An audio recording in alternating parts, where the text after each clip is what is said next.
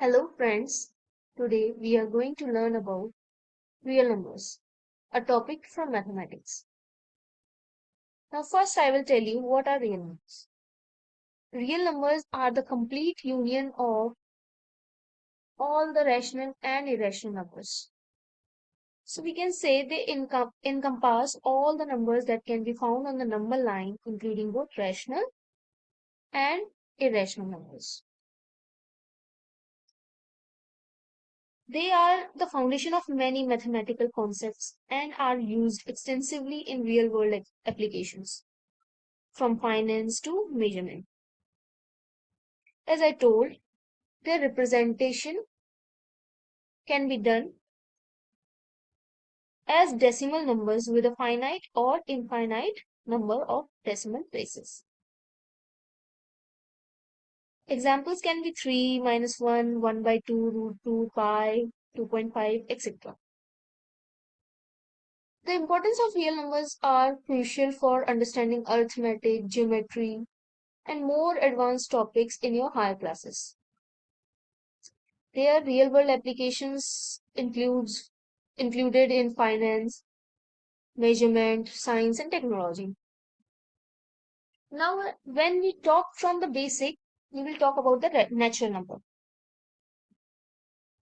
Natural numbers are represented with capital N, and these numbers are also known as the counting numbers. And examples like 1, 2, 3,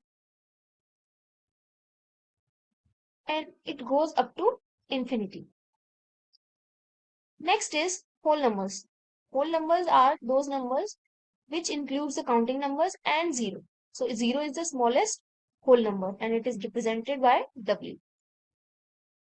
Next is integers. Integers can be represented by Z or I, and they are the collection of all the positive, negative numbers and 0. So we can say whole numbers are the part of these integers and natural numbers are also the part of integers. But except negative numbers, we have a collection of whole numbers and natural numbers included in these integers. Next are rational numbers. So rational numbers represented by Q, letter Q, and these can be expressed as a fraction P by Q, where P and Q are integers and Q is not equals to 0. These are the collection of all the rational numbers. Other than this, we have prime numbers and the composite numbers. So prime numbers are those numbers that are divisible by themselves and one only. For example, 3. If we talk about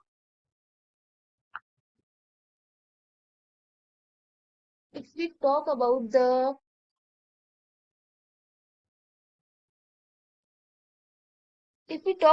rational numbers, we will see numbers having only two factors like 3. 3 have factor 1 and 3 itself. So it has only two factors, same with 5, 7, 11, 13 and so on. Now composite numbers are those numbers which are not prime. That means it has more than two factors. So we can say composite numbers are the numbers which are different from prime numbers. Now for the example of these composite numbers, we have 4, 9, 10, etc. And when we talk about the factors for 4, we have 1, 2, and 4 itself. That means it has more than 3 factors. Hence, it is not a prime number and a composite number it is. Same with the 9 and 10. Now, next important point here is 1 is neither a prime number nor a composite number.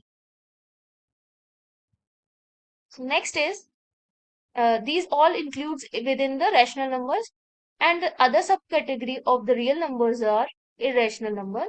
Irrational numbers are those numbers which cannot be expressed as a fraction like p by q. It cannot be represented as p by q. Okay.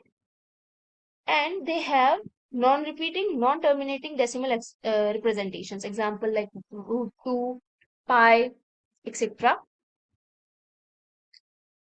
Now we will understand these real numbers with the help of number line. Now we will understand the real numbers with the help of number line. Here you will see this number line. We have first 1, 2, 3 in the right side of this number line up to the infinity is showing the collection of all the counting numbers or the natural numbers. Okay, where we have shown the capital letter N to represent these numbers. Next, when 0 is included, this collection has become as the whole numbers represented by W. Then when we come to the left hand side of this number line, we can see the collection of negative numbers up to the minus infinity is also included in the complete number line. And this whole collection is showing you the collection of integers, which can be given as Z or I.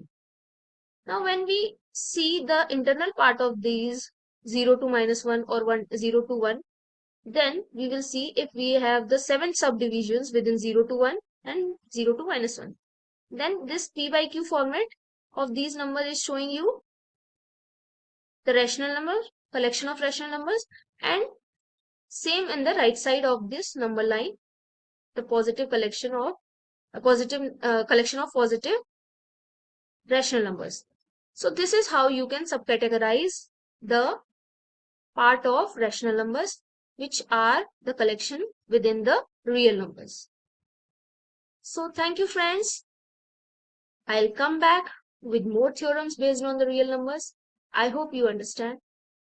Thank you.